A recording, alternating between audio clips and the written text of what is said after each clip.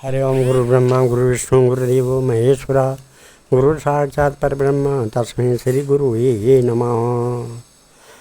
ओम आदौ देवकी देवगर्भजननं गोपीगिरिवर्धनं मायापूतनजेवतापहरणं गोवर्धनोद्धारणं कंसच्छेदनकौरवादिहननं कुन्तीसुतापालनम् एतत् श्रीमद्भागवतं पुराणकथितं श्रीकृष्णलीलामृतं निगमकल्पतरोर्गलितं फलं शुकमुखाद्रवमृतसंयुतं पिबत भागवतं रसमालया मोहरोः रसिका भूये भावका। भगवान श्री कृष्णचंद्र नारायण जी के चरण कमलों में नतमस्तक होकर के गुरु श्री वेद व्यास जी, गुरु श्री में आदि गुरु शंकराचार्य जी, गुरु श्री माधवाश्रम जी, गुरु श्री नारद जी, गुरु श्री सुखदेव जी, गुरु श्री सुत जी के चरण कमलों में नतमस्तक होकर के मैं ये श्रीमद् भागवत महापुराण के 10वें स्कंद का उत्तरार्ध के 59वां अध्याय शुरू करने जा रहा हूँ, जिसमें आज का प्रसंग है कि भौमासुर का उद्धार और 16,100 राजकन्याओं के साथ भगवान का विवाह। ये प्रसंग है। राजोवाच यथा तो भगवता भूमो येन चताश्रया निरुद्धा एतदा चक्ष्वा विक्रमं सार्गधन्वनः।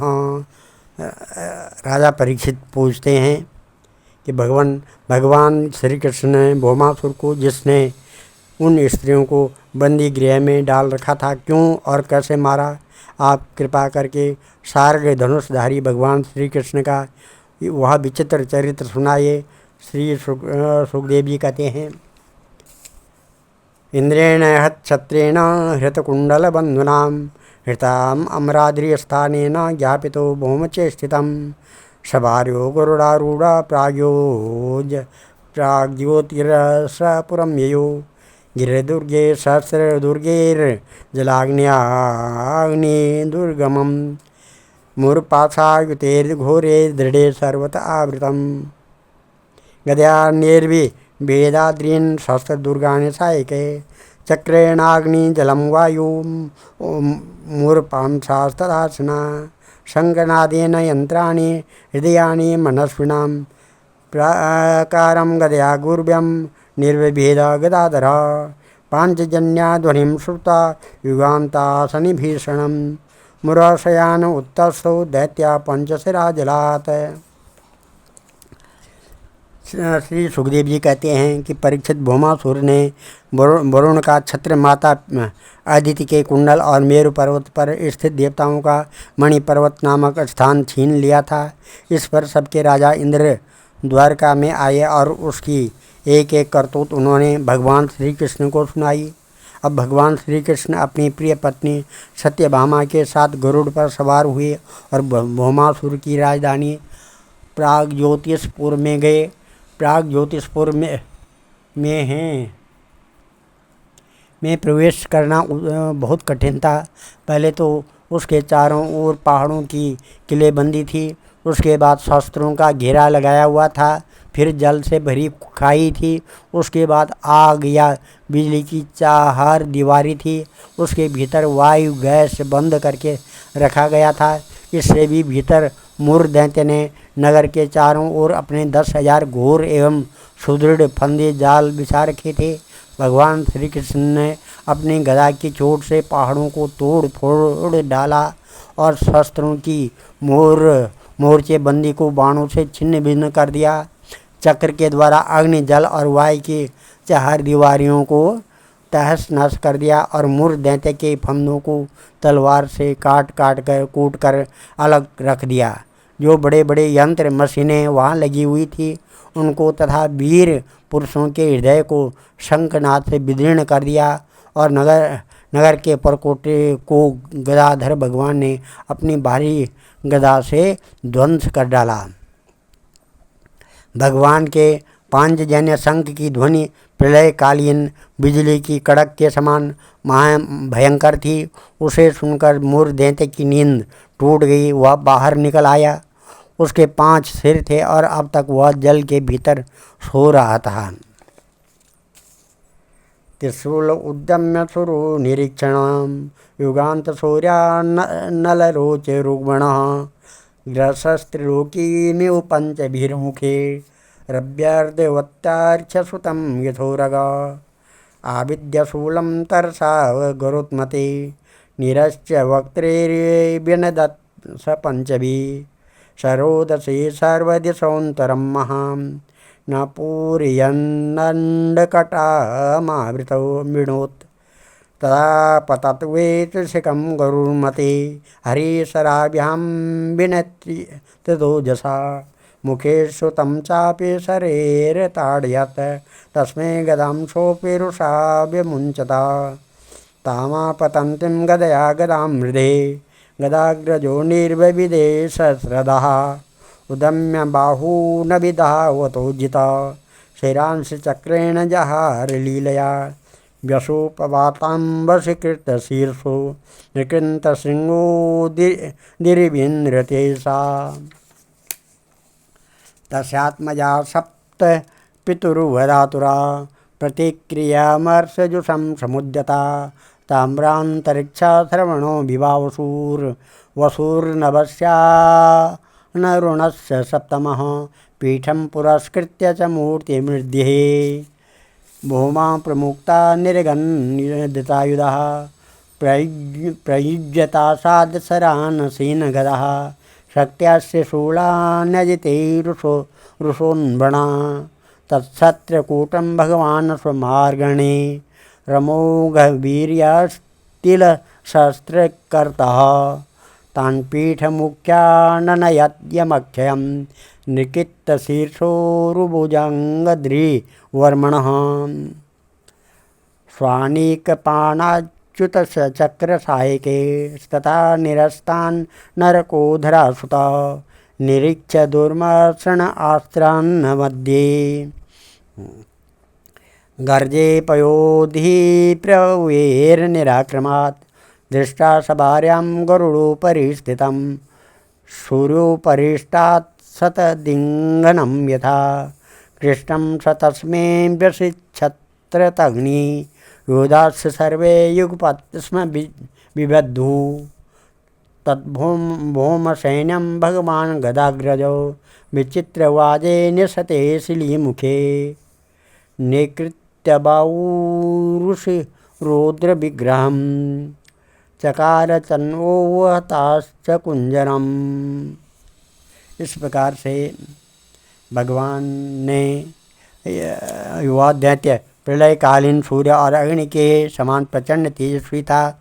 वह इतना भयंकर था कि उसके ओर आंख उठाकर देखना भी आसान काम नहीं था। उसने त्रिशूल उठाया और इस प्रकार भगवान की ओर दौड़ा जैसे सांप गरुड़ जी पर टूट पड़े। उस समय ऐसा मालूम होता था मानो वह अपने पांचों मुखों से त्रिलोकी को निगल जाएगा। उसने अपने त्रिशूल को बड़े वेग से घुमाकर गरुड़ जी पर चलाया और फिर अपने 5 मुखों से घोर सिंहनाद करने लगा। उसके सिंहनाद का महान शब्द पृथ्वी, आकाश, पाताल और 10 दिशाओं में फैलकर सारे ब्रह्मांड में भर गया। भगवान श्री कृष्ण ने देखा कि मूर्ख दैत्य का त्रिशूल गरुड़ की ओर बड़े वेग से आ रहा है। तब अपना हस्त कौशल दिखाकर फुर्ती से उन्होंने 2 बाण मारे, जिनसे वह त्रिशूल कटकर 3 टुकड़े हो गया। इसके साथ ही मूर्ख दैत्य के मुख में भी भगवान ने बहुत से बाण मारे। इससे वह दैत्य अत्यंत क्रुद्ध हो उठा। उसने भगवान पर अपनी गदा चलाई, परंतु भगवान श्री कृष्ण ने अपनी गदा के प्रहार से मूर्ख दैत्य की गदा को अपने पास पहुंचने के पहले ही चूर चूर कर दिया। अब वह अस्त्रहीन हो जाने के कारण अपनी भुजाएं फैलाकर श्री कृष्ण की ओर दौड़ा और उन्होंने खेल खेल में ही चक्र से उसके 5 सिर उतार लिए। सिर कटते ही मूर्ख दैत्य के प्राण पखेरु उड़ गए और वह ठीक वैसे ही जल में गिर पड़ा जैसे इंद्र के वज्र से शिखर कट जाने पर कोई पर्वत समुद्र में गिर पड़ा हो। मूर्ख दैत्य के 7 पुत्र थे, ताम्र, अंतरिक्ष, श्रवण, विवावसु, वसु, नभस्वान और अरुण। ये अपने पिता की मृत्यु से अत्यंत शोकाकुल हो उठे और फिर बदला लेने के लिए क्रोध से भरकर शस्त्र अस्त्र से सुसज्जित हो गए तथा पीठ नामक दैत्य को अपना सेनापति बनाकर भौमासुर के आदेश से श्री कृष्ण पर चढ़ गए आए। वे वहां आकर बड़े क्रोध से भगवान श्री कृष्ण पर बाण, खड्ग, गदा, शक्ति, रिष्टि और त्रिशूल आदि प्रचंड शस्त्रों की वर्षा करने लगे। परीक्षित, भगवान की शक्ति अमोघ और अनंत है। उन्होंने अपने बाणों से उसके करोड़ों शस्त्र अस्त्र तिल तिल करके काट गिराए। भगवान के शस्त्र प्रहार से सेनापति पीठ और उसके साथी दैत्यों के सिर, जांघें, भुजा, पैर और कवच कट गए और उन सभी को भगवान ने यमराज के घर पहुंचा दिया। जब पृथ्वी के पुत्र नरकासुर भौमासुर ने देखा कि भगवान श्री कृष्ण के चक्र और बाणों से हमारी सेना और सेनापतियों का संहार हो गया, तब उसे असह्य क्रोध हुआ। वह समुद्र तट पर पैदा हुए बहुत से मद वाले हाथियों की सेना लेकर नगर से बाहर निकला। उसने देखा कि भगवान श्री कृष्ण अपनी पत्नी के साथ आकाश में गरुड़ पर स्थित है। जैसे सूर्य के ऊपर बिजली के साथ वर्षाकालीन श्याम मेघ शोभायमान हो, भौमासुर ने स्वयं भगवान के ऊपर शतग्नि नाम की शक्ति चलाई और उसके सब सैनिकों ने भी एक ही साथ उन पर अपने अपने अस्त्र शस्त्र छोड़े। अब भगवान श्री कृष्ण भी चित्र विचित्र पंख वाले तीखे तीखे बाण चलाने लगे। इससे उसी समय भौमासुर के सैनिकों की भुजाएं, जांघें, गर्दन धड़ कट कर गिरने लगे। हाथी और घोड़े भी मरने लगे। यानि योधे प्रयुक्तानि शस्त्रास्त्राणि कुरुद्वः हस्तनान्या तीक्ष्णे शस्त्रिभिः ऊयमान सुपर्णेन पक्षाभ्यं निघ्नता गजात् गुरुन्मता हन्यमानास्तुण्डपक्षनखेर्गजा परमेवाभिसन्नार्ता नरको युद्धता दृष्ट्वा विद्रावितं सैन्यं गरुडेनार्दितं स्वकं तं भूमा प्राह रक्षत्या वज्रा प्रतिहतो यथा नाकम्पत् तया विद्धोः मालहतैव द्विपा शूलं भूमाच्युतं हन्तुम् आददे विततोद्यम तद्विसर्गात् पूर्वमेव नरकस्य शिरो हरि अपाहद गजस्तस्य चक्रेण छुरमे नेमिनः। परीक्षित, भौमासुर नेमिना शकुण्डलं चारु किरीटभूषणं बभो पृथिव्यां पतितं समुज्ज्वलं हायेति साध्वी त्रिशया सुरेश्वरा मालेर्मुकुन्दं विकरन्त ईडरे। परीक्षित, भौमासुर के सैनिकों ने भगवान पर जो जो अस्त्र शस्त्र चलाए थे उनमें से प्रत्येक को भगवान ने 3-3 तीखे बाणों से काट गिराया। उस समय भगवान श्री कृष्ण गरुड़ जी पर सवार थे और गरुड़ जी अपने पंखों से हाथियों को मार रहे थे। उनकी चोंच, पंख और पंजों की मार से हाथियों को बड़ी पीड़ा हुई और वे सबके सब आर्त होकर युद्धभूमि से भागकर नगर में घुस गए। अब वहाँ अकेला भौमासुर ही लड़ता रहा। जब उसने देखा कि गरुड़ जी की मार से पीड़ित होकर मेरी सेना भाग रही है, तब उसने उन पर वह शक्ति चलाई जिसने वज्र को भी विफल कर दिया था, परंतु उसकी चोट से पक्षीराज गरुड़ तनिक भी विचलित न हुए, मानो किसी ने मत वाली गजराज पर फूलों की माला से प्रहार किया हो। अब भौमासुर ने देखा कि मेरी एक भी चाल नहीं चलती, सारे उद्योग विफल होते जा रहे हैं। तब उसने श्री कृष्ण को मार डालने के लिए एक त्रिशूल उठाया, परंतु उसे अभी वह छोड़ भी न पाया था कि भगवान श्री कृष्ण ने छुरे के समान तीखी धार वाले चक्र से हाथी पर बैठे हुए भौमासुर का सिर काट डाला। उसका जगमगाता हुआ सिर कुंडल और सुंदर किरीट के सहित पृथ्वी पर गिर पड़ा। उसे देखकर भौमासुर के सगे संबंधी हाय हाय पुकार उठे। ऋषि लोग साधु साधु कहने लगे और देवता लोग भगवान पर पुष्पों की वर्षा करते हुए स्तुति करने लगे। ततस्य भूकृष्णमुपेतकुण्डले प्रतप्तजाम्बूनदरत्नभासुरे स्वजन्ययन्ता वनमालय हर्यता प्राचेतसं छत्रमथो महामणिम् अस्तोषीदथ विश्वेशं देवी देववरार्जितं प्राञ्जलि प्रणता राजन् भक्ते प्रवणया ध्या।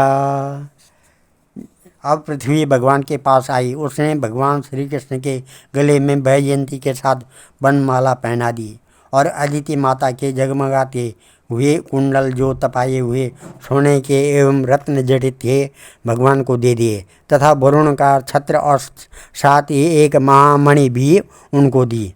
राजन, उसके बाद पृथ्वी देवी बड़े बड़े देवताओं के द्वारा पूजित विश्वेश्वर भगवान श्री कृष्ण को प्रणाम करके हाथ जोड़कर भक्ति भाव भरे हृदय से उनकी स्तुति करने लगी। पृथ्वी देवी ने कहा, नमस्ते देवी देवेश शंख चक्र गदाधर भक्तिक्षोपात रूपाय परमात्मन नमोस्तुते नमः पंकज नाभाय नमः पंकज मालिने नमः पंकज नेत्राय नमस्ते पंकजांग्रे नमः भगवते तुभ्यं वासुदेवाय विष्णवे पुरुषायादि बीजाय पूर्णबोधाय ते नमः अजाय जय तेत्र ब्रह्मणे अनंत शक्ते परावरात्मनं भूतात्मन परमात्मन नमस्तुते। पृथ्वी देवी ने कहा कि शंख चक्र गदाधारी देवेश्वर, मैं आपको नमस्कार करती हूँ। परमात्मन आप अपने भक्तों की इच्छा पूर्ण करने के लिए उसी के अनुसार रूप प्रकट किया करते हैं। आपको मैं नमस्कार करती हूँ। प्रभु, आपकी नाभि से कमल प्रकट हुआ है। आप कमल की माला पहने हैं। आपके नेत्र कमल के से खिले हुए और शांतिदायक हैं। आपके चरण कमल के समान सुकुमार और भक्तों के हृदय शीतल करने वाले हैं। आपको मैं बार बार नमस्कार करती हूँ। आप समग्र ऐश्वर्य, धर्म, यश, संपत्ति, ज्ञान और वैराग्य के आश्रय हैं। आप सर्वव्यापक होने पर भी स्वयं वसुदेव नंदन के रूप में प्रकट हैं। मैं आपको नमस्कार करती हूँ। आप ही पुरुष हैं और समस्त कारणों के भी परम कारण हैं। आप स्वयं पूर्ण ज्ञान स्वरूप हैं। मैं आपको नमस्कार करती हूँ। आप स्वयं तो हैं जन्म रहित, परंतु इस जगत के जन्मदाता आप ही हैं। आप ही अनंत शक्तियों के आश्रय ब्रह्म हैं। जगत का जो कुछ भी कारणमय रूप है, जितने भी प्राणी या अप्राणी हैं, सब आपके ही स्वरूप हैं। परमात्मन, आपके चरणों में मेरे बार बार नमस्कार है। तम वे शिशुक्षुरय उत्कटं प्रभो तमो गिरो निरोधाय बिभर्ष्य संवृता स्थानाय सत्वं जगतो जगत्पते कालं प्रदानं पुरुषो भगवान् परः अहं पयो ज्योतिरथा नीलो नभः मात्राणि देवा मन इन्द्रियाणि कर्ता महानित्याखिलं चराचरं त्वया द्वितीये भगवत्त्रयं प्रभो तस्यात्मजं मजोऽयं तव पादपङ्कजं भीतो प्रपन्नार्तिहरोपसादिता ततो पालयेनं कुरु हस्तपङ्कजं शिरस्य मूर्ष्याखिलकल्मषापहम्। इस प्रकार से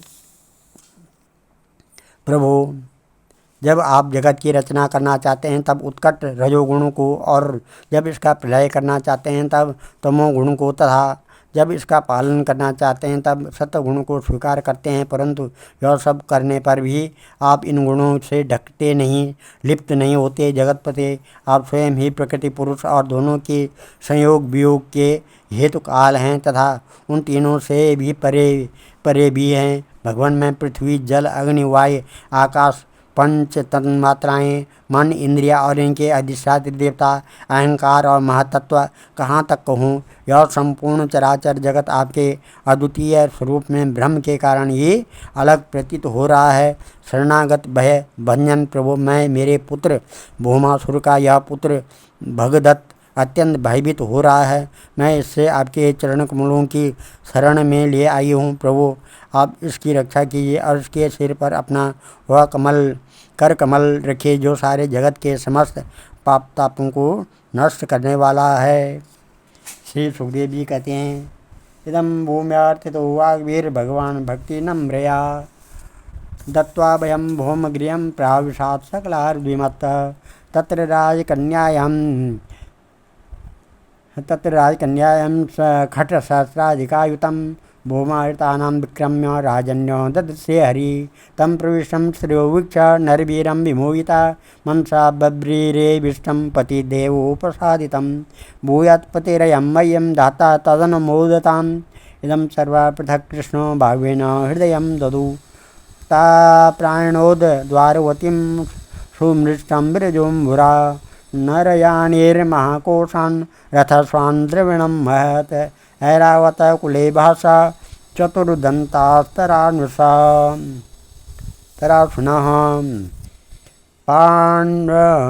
पाण्डुरास्य चतुष्षष्टि प्रेषयामास केशवः गत्वा सुरेन्द्रभवनं दत्त्वादित्ये च कुण्डले पूजिता स्त्रीदशेन्द्रेण शैन्द्राण्या च सप्रिया च उदिता भार्ययोत्पाट्या पारिजातं गरुन्मती आरोप्य सेन्द्रान् व्यूधान् निर्जत्योपानयत्पुरं शापितं सत्यभामाया गृहद्यानोत्पशोभनम् अन्नगोर्भ्रमरा स्वर्गात् तदगन्धा सबलं पटा यया च आनव्यकिरीटकोटिभिः पादोस्पर्शन्यच्युतमर्थसाधनं सिद्धार्थ एतेन प्रगृह्येत् नहोऽसुराणां च तमो दिगाढ्यताम् अथो मुहूर्ता एकस्मिन् नानागारे श्रुताश्रिया यथोपेयेम भगवान् तदावद्रूपधरो व्यय।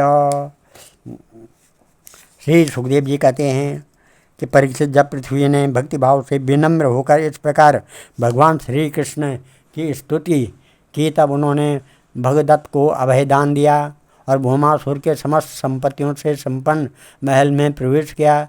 वहां जाकर भगवान ने देखा कि भौमासुर ने बलपूर्वक राजाओं से 16,000 राजकुमारियां छीन कर अपने यहाँ रख छोड़ी थी। जब उन राजकुमारियों ने अंतःपुर में पधारे हुए नरश्रेष्ठ भगवान श्री कृष्ण को देखा तब वे मोहित हो गई और उन्होंने उनकी अहेतुकी की कृपा तथा अपना सौभाग्य समझकर मन ही मन भगवान को अपने परम प्रियतम पति के रूप में वर्ण कर लिया। उन राजकुमारियों में से प्रत्येक ने अलग अलग अपने मन में यही निश्चय किया कि ये श्री कृष्ण ही मेरे पति और विधाता मेरी इस अभिलाषा को पूर्ण करे। इस प्रकार उन्होंने प्रेम भाव से अपना हृदय भगवान के प्रति निछावर कर दिया। तब भगवान श्री कृष्ण ने उन राजकुमारियों को सुंदर सुंदर निर्मल वस्त्र आभूषण पहनाकर पालकियों से द्वारका भेज दिया और उनके साथ ही बहुत से खजाने रथ घोड़े तथा अतुल संपत्ति भी भेजी। ऐरावत के वंश में उत्पन्न हुए अत्यंत वेगवान 4 दांतों वाले सफ़ेद रंग के 64 हाथी भी भगवान ने वहां से द्वारका भेजे। इसके बाद भगवान श्री कृष्ण अमरावती में स्थित देवराज इंद्र के महलों में गए। वहाँ देवराज इंद्र ने अपनी पत्नी इंद्राणी के साथ सत्यभामा जी और भगवान श्री कृष्ण की पूजा की। तब भगवान ने अदिति के कुंडल उन्हें दे दिए।